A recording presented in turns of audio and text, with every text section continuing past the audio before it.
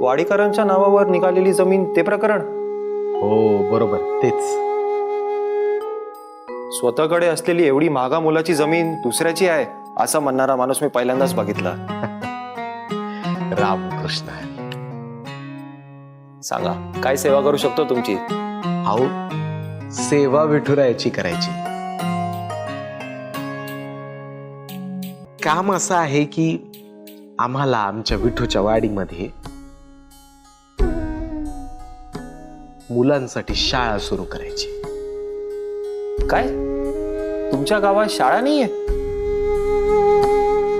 गेली 10 वर्ष झालं नाहीये. हो, असं कसं शक्य आहे? 10 वर्षात गावाकडून काहीच प्रयत्न नाही झाले.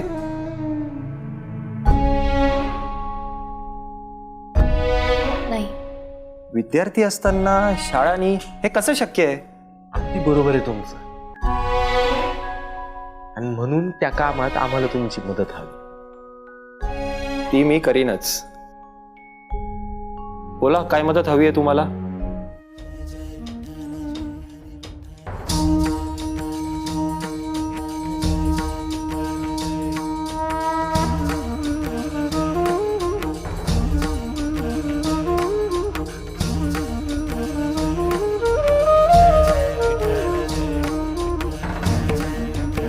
आपण एक काम करू शकतो. राईट टू इन्फॉर्मेशन द्वारा गावाच्या पंचायत ऑफिसमध्येच तुम्हाला बरीच माहिती मिळू शकते. इंदू सुद्धा मला हेच म्हणाली होती बरं का. इंद्रायणी छान कीर्तन करते.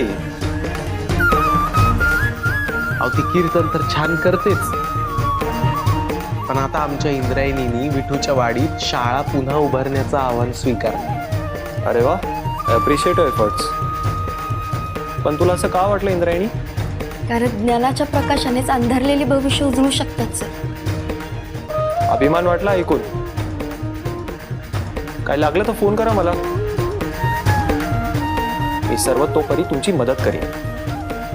धन्यवाद. रामकृष्ण हरी. रामकृष्ण.